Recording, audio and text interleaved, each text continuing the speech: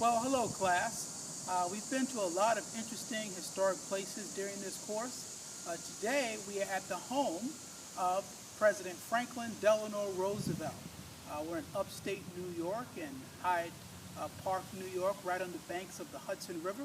And the home you see behind me is the home where Franklin Roosevelt was born. He was homeschooled here up until the age of about 14 when he then went to prep school and then to Harvard like his cousin Teddy Roosevelt. And it sits on about 30 acres of land, a beautiful estate, homes, there were horses, orchards, a beautiful garden. We'll be visiting in just a moment.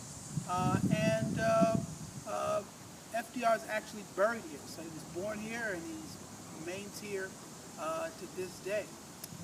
Along with Eleanor Roosevelt, we went into the home, which was a beautiful home purchased by his father.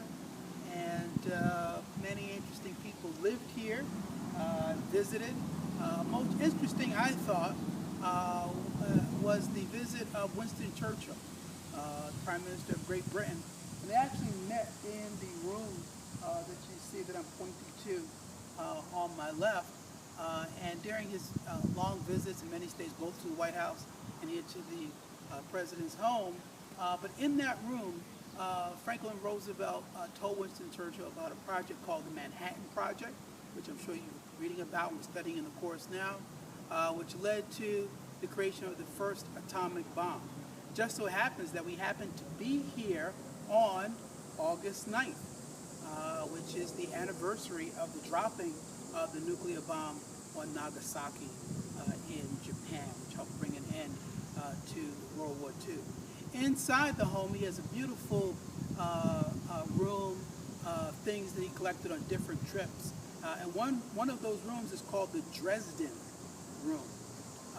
And as also from our course, we studied that Dresden was one of the cities in Germany that was so heavily bombed with conventional weapons before the use of atomic bombs. But it's a very historic place, of many of the historic places that we visited so far in the course. But in the opinion of most historians, including myself, Franklin Delano Roosevelt was certainly the greatest president of the 20th century and probably one of the top 3 presidents of all times, because he led the country through some of its most difficult periods, namely the Great Depression and World War II. He was also the only president in history to serve 4 terms in office.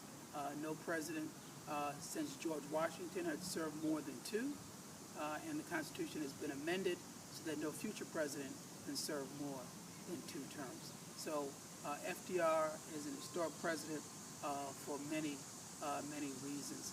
He also fundamentally changed the basic relationship between government and the economy with his New Deal programs that we're studying, and that legacy continues on today. So one of our greatest presidents, very historic place. I invite you to come up here. There's a wonderful presidential historic library, which he was the first to create a presidential library on this estate.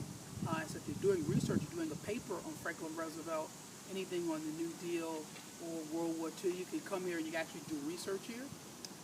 There's some beautiful wineries and some beautiful bed and breakfast hotels and that you could stay in the area and just really enjoy your time.